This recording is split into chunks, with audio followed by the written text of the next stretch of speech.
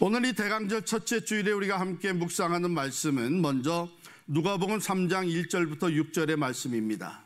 누가는 이 세례 요한의 등장을 소개하면서 이것은 역사에 있어서 아주 크고 중요한 전환점을 이루는 것이었다, 이렇게 생각했던 것 같아요.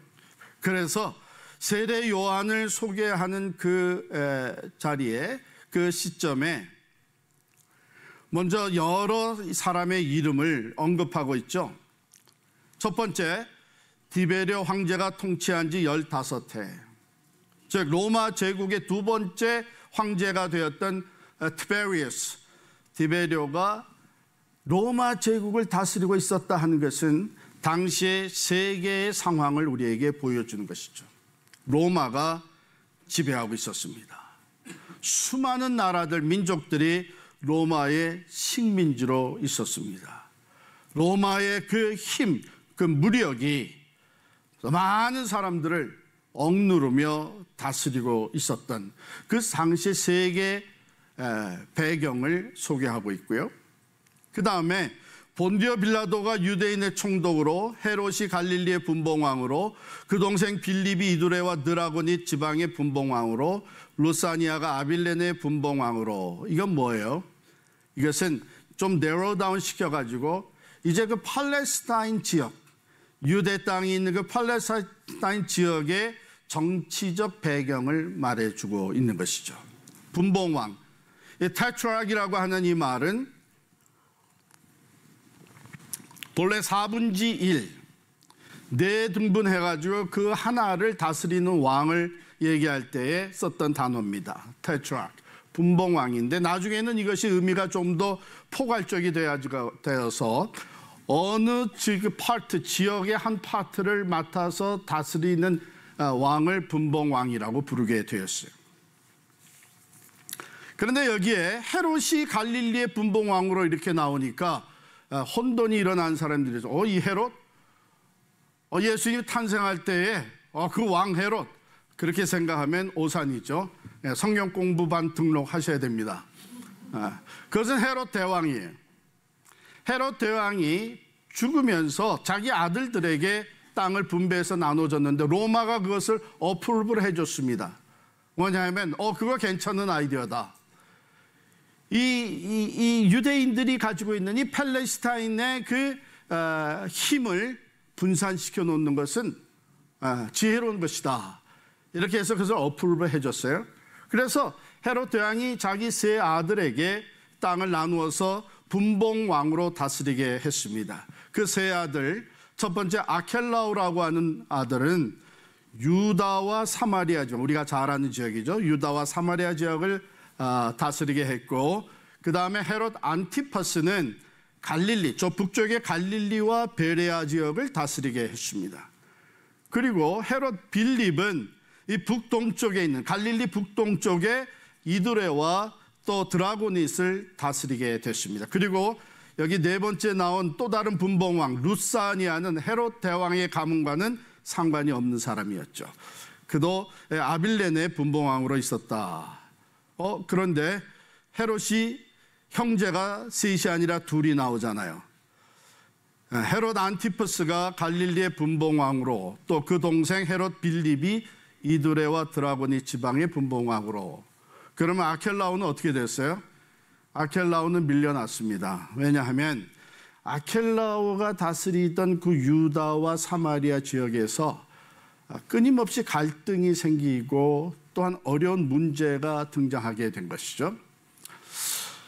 그래서 로마 제국이 여기는 안 되겠다 해서 아켈라오를 내려앉게 하고 거기에 총독부가 들어가서 로마가 직접 다스리기 시작한 것이죠. 그래서 본디오 빌라도가 유대인의 총독으로 이렇게 본문은 소개하고 있습니다.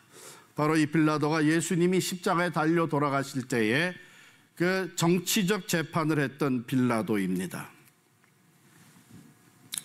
자, 이와 같이 그 팔레스타인 지역은 분리가 돼가지고 분봉왕들이 다스리게 돼 있던 그런 정치적 상황을 보여주고 있습니다. 이 난폭한 아켈라오, 유대인을 억압하고 유대 땅에서 많은 문제를 야기시켰던 아켈라오 대신에 이제 총독부가 들어와서 다스리게 되었고, 총독부 역시 유대인들, 특별히 유대 종교인들과 많은 갈등을 갖게 되었습니다.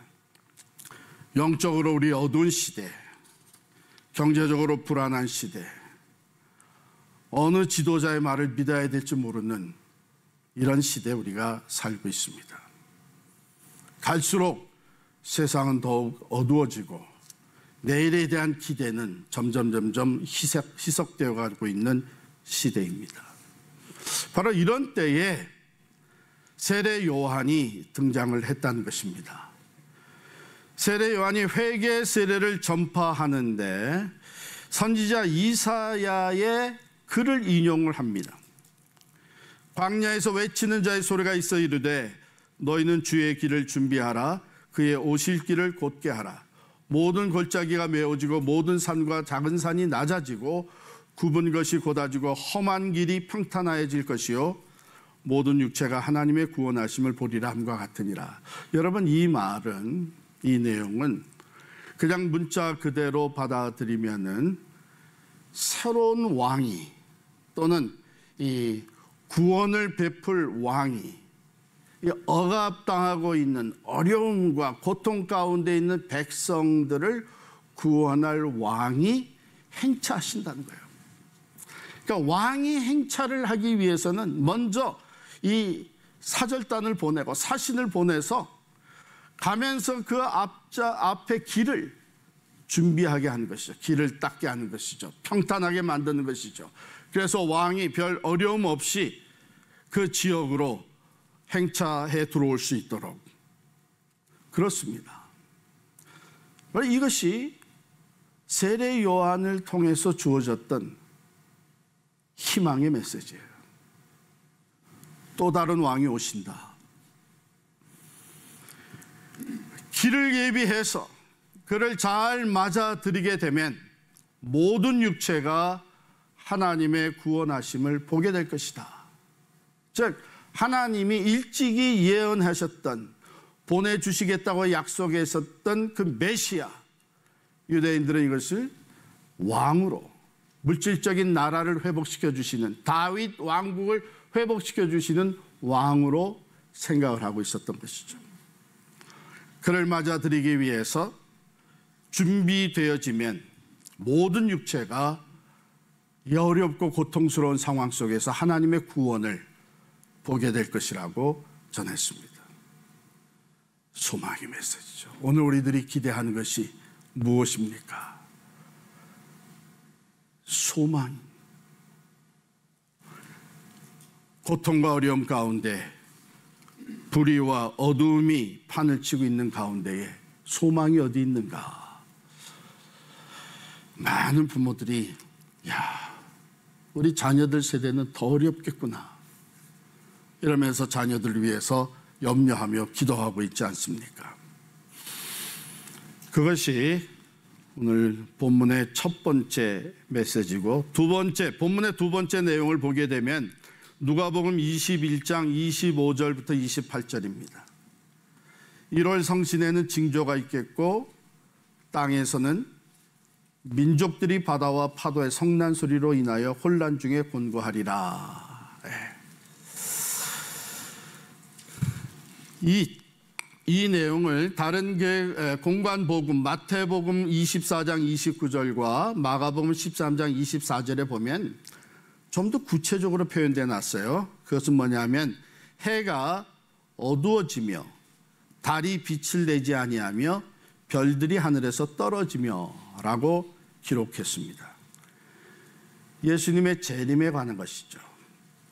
누가복음 3장에서 먼저 앞서서 우리가 살펴보았던 내용은 약속된 대로 이 땅에 구원자로, 구세주로 오신 예수 그리스도에 대한 말씀이었고, 세례 요한이 그의 길을 앞서서 준비하였고, 예수 그리스도가 온 인류의 구세주로 오신 것이 이제 선포되어지는 그런 메시지였습니다. 그런데 누가복음 21장에 21장 25절부터 28절의 말씀은 다시 오실 예수 그리스도 주의 재림에 대한 얘기입니다. 언제 어디로 오시느냐? 수많은 사람들이 역사 속에서 그것을 연구하고 논쟁해 왔습니다만 그건 사실 아무런 가치도 없는 것이에요. 왜냐하면 성경은 분명히 또 예수 그리스도께서 분명히 말하신 말씀이 그때는 나도 모른다, 아버지만이 아신다 그랬어요. 하나님의 완전하신 주권과 다스림 속에 감추어져 있는 비밀입니다. 그런데 분명한 것은 다시 오신다는 거예요. 반드시 다시 오신다는 것입니다. 그리고 주님 다시 오시는 그때에는 지금까지 보지 못했던 현상들이 나타나게 된다고 하는 것이죠. 자연 법칙에 의해서 이루어지는 자연적인 현상들, 당연히 자연 법칙에 따라서 이루어져야 되는 자연 현상이 파괴되는 것입니다. 여러분, 요즘 얼마나 자연스러운 것, 당연한 것이 파괴되어져 가고 있습니까? 창조의 질서가 파괴됩니다. 인간의 욕심과 죄로 말미암아 하나님이 창조하시고 보시기에 심히 좋았다고 하는 그 창조의 질서가 다 파괴되어 갑니다. 가정이 파괴됩니다. 인간관계가 파괴됩니다. 민족과 민족들이 다투며 파괴합니다. 그런데 그 이상으로 자연 법칙에 의해서 움직였던 자연적인 현상이 변화됩니다. 파괴되는 것입니다. 해와 달이 그 빛을 잃고 어두워지게 되고 별들이 하늘에서 떨어지는, 그래서 모든 민족들이, 사람들이 그런 상황을 보면서 놀라고 큰 소란과 소동이 일어나게 된다는 것이죠. 이미 이런 현상은 우리의 삶 속에서 보여지기 시작을 했습니다.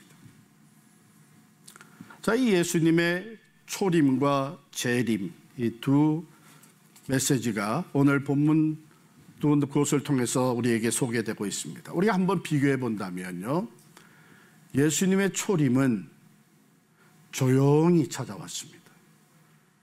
베들레헴의 말구의 한 아기로 탄생하시면서 이 땅에 오셨습니다.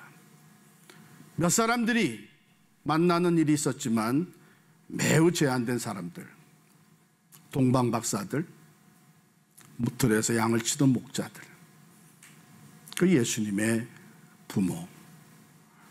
그러나 예수님 다시 오시는 재림 때에는 모든 사람이 볼 수 있게 오신다고 했습니다. 오늘 27절에 보면 그때의 사람들이 인자가 구름을 타고 능력과 큰 영광으로 오는 것을 보리라. 모두가 다 볼 수 있게 예수님이 다시 오신다고 했습니다. 사도 바울도 데살로니가전서 4장 16절에 보면 주께서 호령과 천사장의 소리와 하나님의 나팔 소리로 친히 하늘로부터 강림하시리니 그랬습니다. 온 인류 위에 구세주로 오신 예수님, 그가 다시 오실 때에 우리가 알고 있는 것은 그때에는 심판주로 오신다, 이렇게 말씀하죠. 그러나 예수를 믿는 우리들에게는 그것 역시 소망의 메시지입니다. 그래서 오늘 28절에 보면 이런 일이 되기를 시작하거든 일어나 머리를 들라. 머리를 들라. 머리를 들고 그를 맞이하라는 거예요. 왜? 너희 속량이 가까웠느니라. 노예를 값을 주고 사서 자유인이 되게 하는 이 속량. 우리가 예수를 믿고 구원받은 자로 살아가지만 여전히 구원받지 못한 우리의 육체로 인하여서 죄와 갈등하며 다시 또 죄에 사로잡히면서 살아가며 한탄한 온전한 구원을 어떻게 하면 우리의 이 죄성에서부터 우리가 완전히 벗어날 수 있을까? 바로 그 속량이 이제 예수 그리스도의 재림과 함께 우리에게 온전히 주어지는 것입니다. 그러므로 그 예수 그리스도 안에서의 온전한 속량을 기대하며 바라보며 살아가는 사람들은 이 주님의 재림이 두렵지가 않은 것이 우리의 소망 가운데 기다릴 수 있게 되는 것이죠.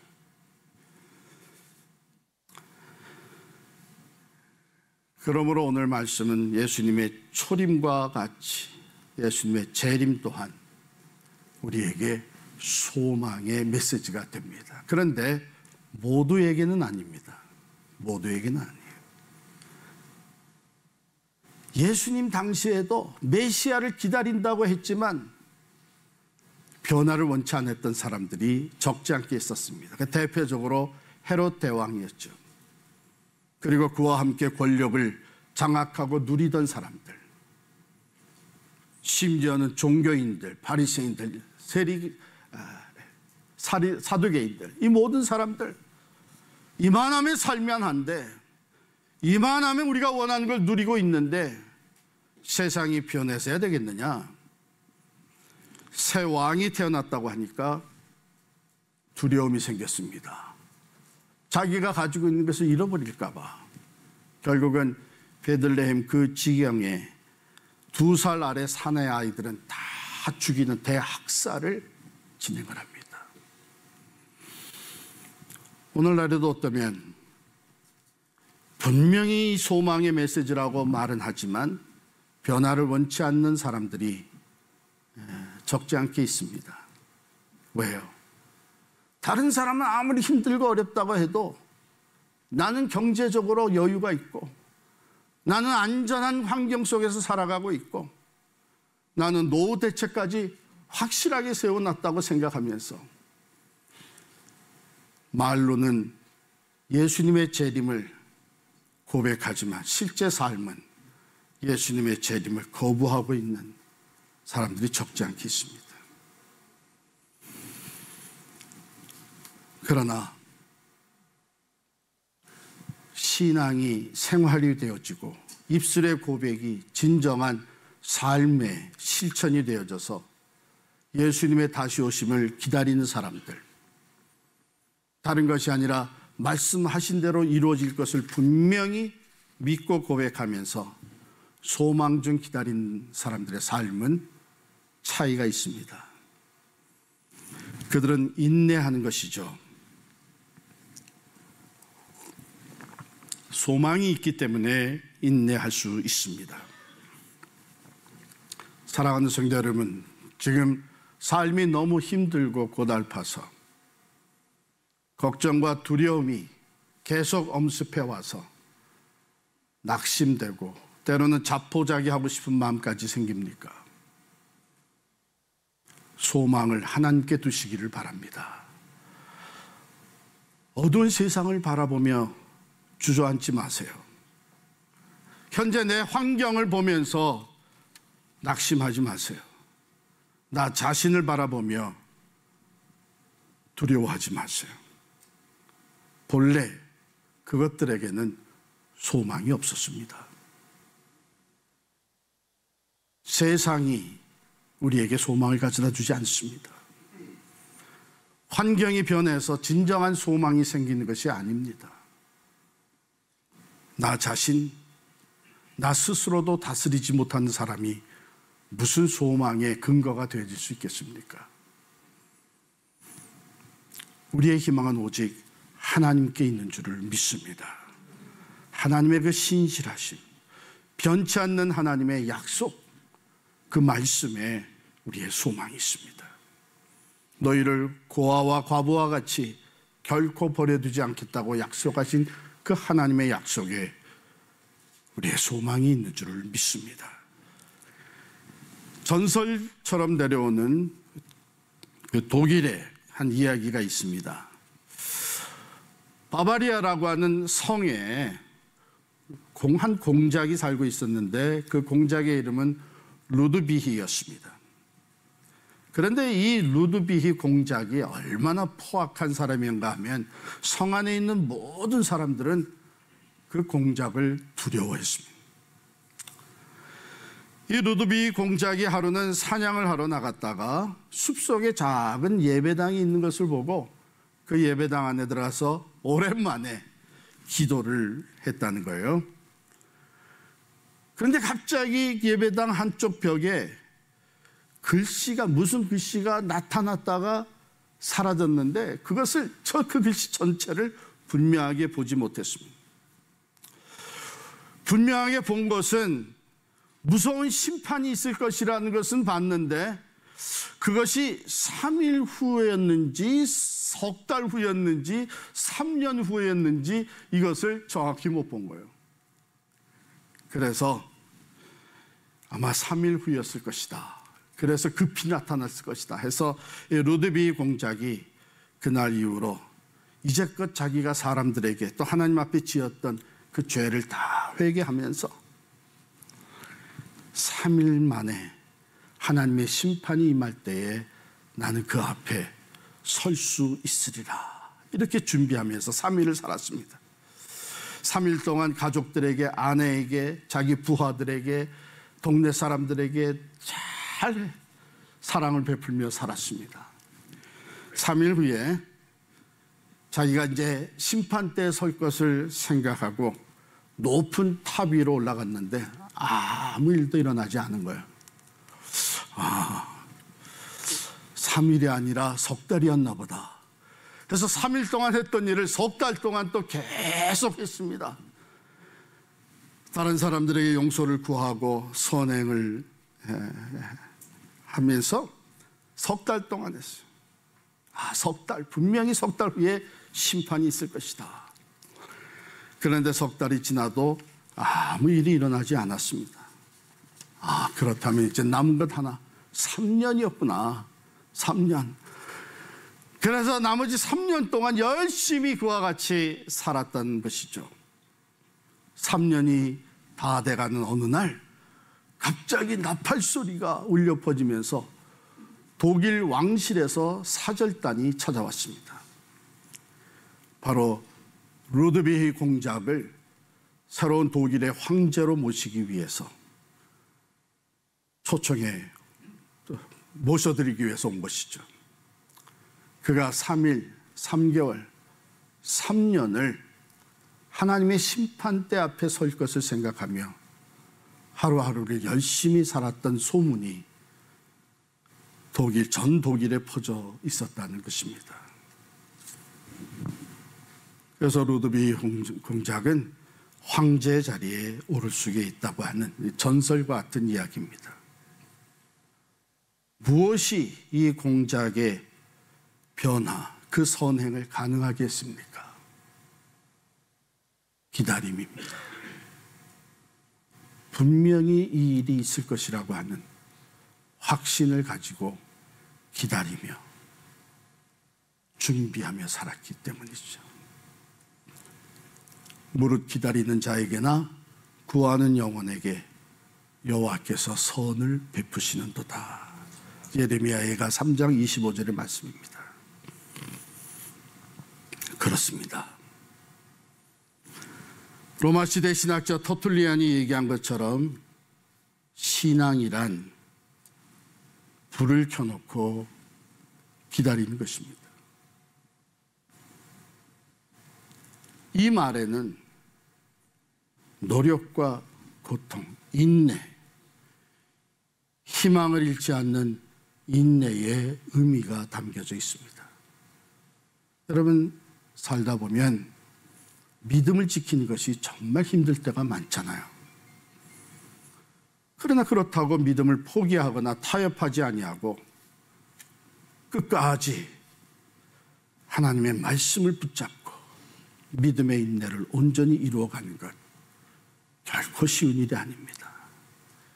그러나 분명한 것은 이 소망 중에 믿음의 인내를 감당하며 주님 앞에 설 그날을 준비하며 살아가는 사람들, 반드시 주님 앞에 그 영광 가운데 들어갈 수 있게 되는 줄을 믿습니다.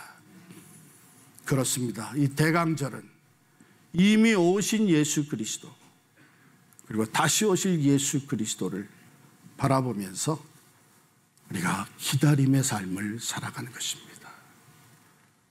조용히 촛불을 밝히며 우리 자신들을 돌아보는 시간, 언제라도 주님 나를 부르시면 그 앞에 설 수 있는 준비하며 살아가는 삶, 그리고 믿음으로 인내하며 준비하는 동안에 하나님이 우리에게 부어주시는 하늘의 위로와 참 평화와 그 기쁨과 변함없는 사랑을 만끽하며 살아가는 것이 대강절의 삶이 되는 줄을 믿습니다. 이 대강절의 축복이 여러분과 여러분의 가정에 넘치게 임하기를 간절히 축원합니다.